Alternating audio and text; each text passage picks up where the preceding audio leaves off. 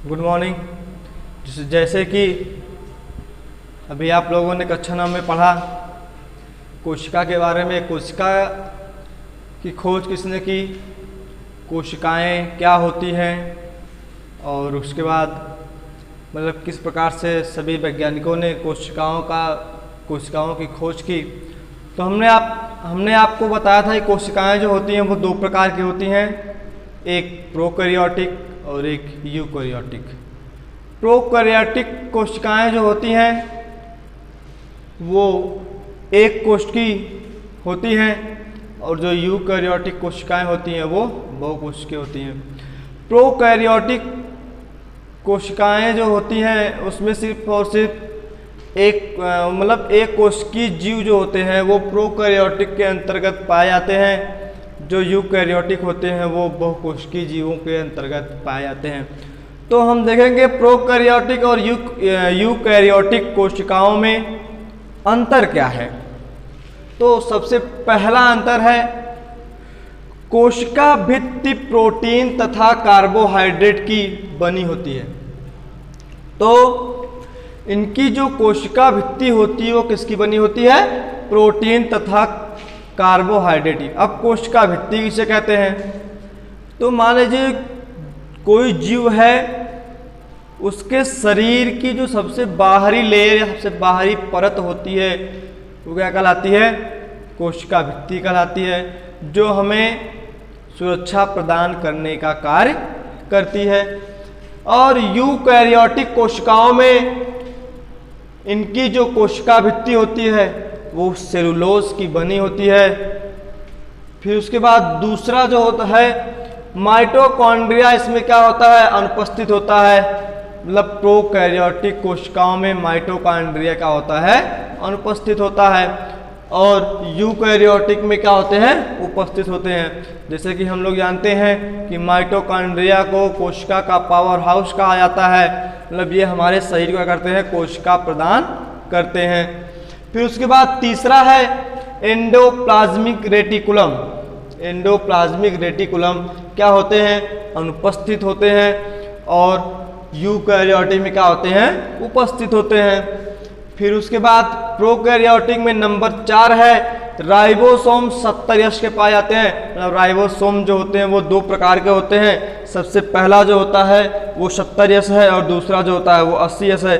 जो 70S का ribosome है वो प्रोकैरियोटिक कोशिकाओं में पाया जाता है, और जो यूकैरियोटिक कोशिकाओं में पाया जाता है वो कितना, 80S का होता है। जो 70S होता है ये थोड़ा 80 की अपेक्षा क्या होते हैं, ये छोटे होते हैं, और 80S के जो राइबोसोम होते हैं वो काफ़ी थोड़ा क्या होते हैं, बड़े होते हैं। फिर उसके बाद हम आगे देखते हैं यूकैरियोटिक कोशिकाएं जो होती हैं वो कितने प्रकार की होती हैं, 2 प्रकार की होती हैं। सबसे पहला जो होता है, ठीक, ये क्या था, प्रोकैरियोटिक और यूकैरियोटिक कोशिकाओं में अंतर। सबसे पहला अंतर क्या था, इसकी जो कोशिका भित्ति होती है किसकी बनी होती है, प्रोटीन और कार्बोहाइड्रेट की बनी होती है, और यूकैरियोटिक की सेलुलोज की बनी होती है। और इसमें क्या होते हैं, माइटोकॉन्ड्रिया अनुपस्थित होते हैं और यूकैरियोटिक में उपस्थित होते हैं। फिर उसके बाद तीसरा नंबर है एंडोप्लाज्मिक रेटिकुलम। क्या होते हैं, प्रोकैरियोटिक में अनुपस्थित होते हैं और यूकैरियोटिक में उपस्थित होते हैं। फिर नंबर 4 है राइबोसोम, इसमें 70S का पाया जाता है, और उसके बाद क्या है, इसमें यूकैरियोटिक में 80S का पाया जाता है। तो आगे देखेंगे यूकैरियोटिक कोशिकाएं जो होती हैं वो 2 प्रकार की होती हैं।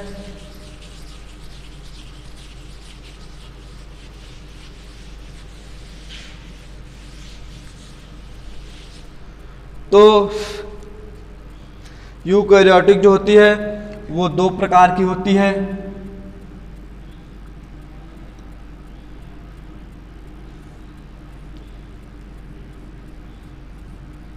यूकैरियोटिक 2 प्रकार की होती है। सबसे पहला जो है वो पादप कोशिका है।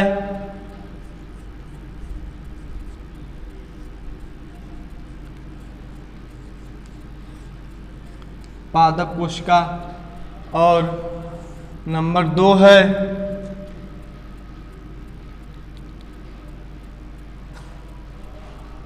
नंबर दूसरा जो होता है वो होता है जंतु कोशिका।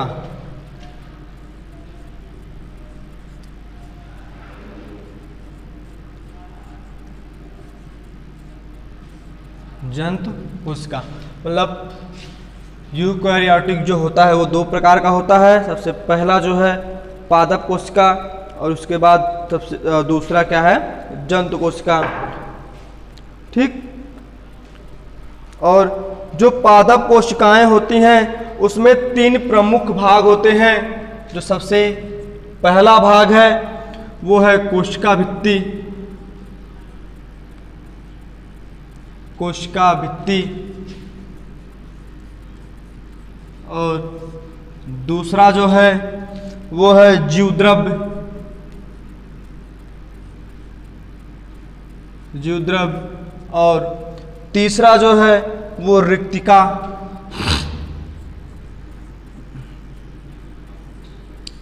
क्या है, रिक्तिका। जैसे कि हमने आपको बताया जो कोशिका भित्ति होती है वो जीव हो या फिर कोई जीव हो या फिर कोई पौधा हो, उसके शरीर की जो बाहरी संरचना होती है वो क्या कहलाती है, कोशिका भित्ति कहलाती है। और फिर उसके बाद है जीवद्रव्य। तो जीवद्रव्य किसे कहते हैं इसको देख लेते हैं। कोशिका के अंदर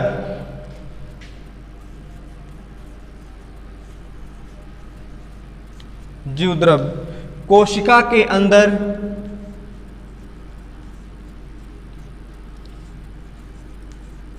कोशिका के अंदर उपस्थित कोशिका के अंदर उपस्थित समस्त जीवित पदार्थ को, समस्त जीवित पदार्थ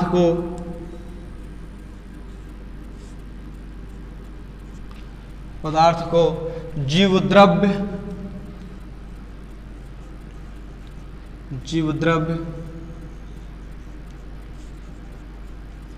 कहते हैं। ठीक, क्या कहते हैं इसे, जीवद्रव्य कहते हैं। और जीवद्रव्य जो होता है जीवन का भौतिक आधार कहलाता है। क्या कहलाता है, जीवद्रव्य। जीवद्रव्य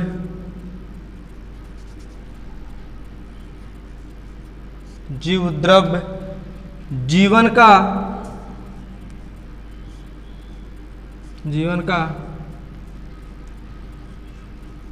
भौतिक आधार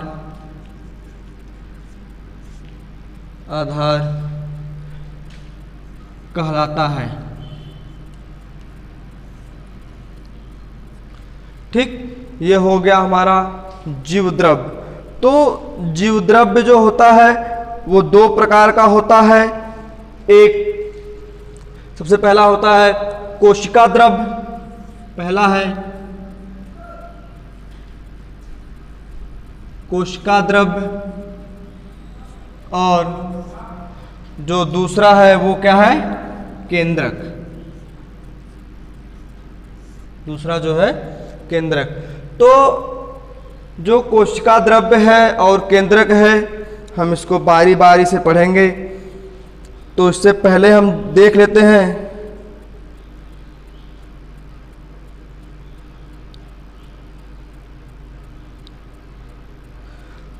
ठीक। फिर उसके बाद आया था एक नाम और रसधानी या फिर रिक्तिका।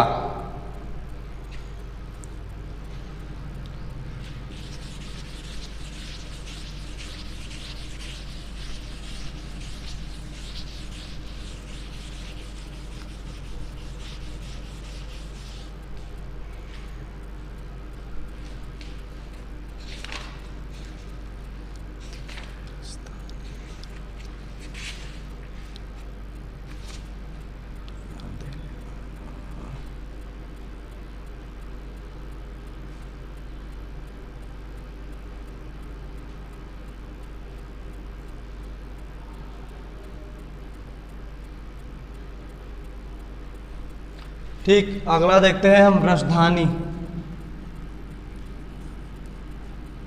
रसधानी या रिक्तिका।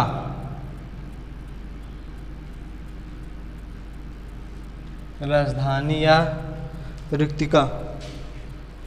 तो हम देखते हैं जो रसधानी होती है, रसधानी के जो कार्य होते हैं उसको देखते हैं।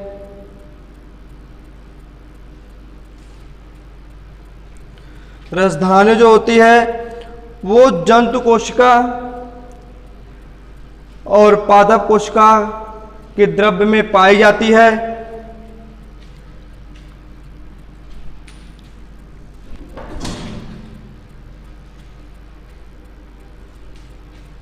रसधानी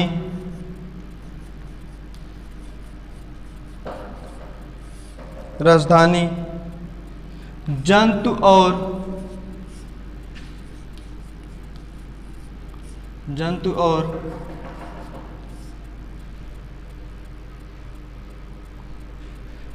रसधानी जंतु और पादप कोशिकाओं के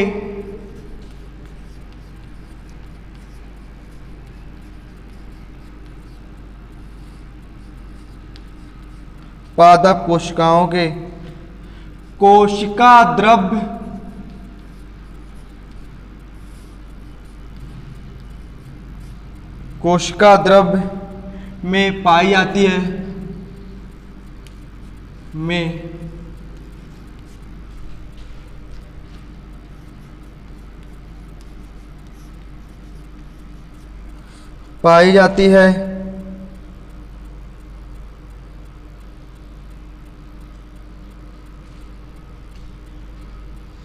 इसमें भोज्य पदार्थ,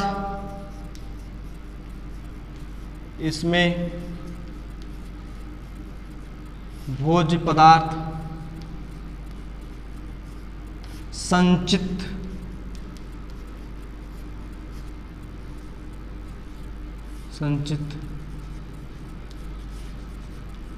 रहते हैं। ठीक, तो रसधानी या रिक्तिका कहते किसे हैं? रसधानी जो होती है वो जंतु और पादप कोशिकाओं के कोशिका द्रव्य में पाया जाता है या फिर पाई जाती है। इसका जो मुख्य कार्य होता है वो भोजन को संचित करके या फिर एकत्रित करके रखना होता है। ये जितने भी मतलब हम जो भी भोजन ग्रहण करते हैं ये भोजन को अपने अंदर क्या करती है, चाहे वो प्लांट हो या फिर जंतु हो, उनके भोजन को एकत्रित करके रखने का कार्य करती है। तो फिर उसके बाद हम आगे पढ़ेंगे कल पादप कोशिका के बारे में। आज के लिए बस इतना ही।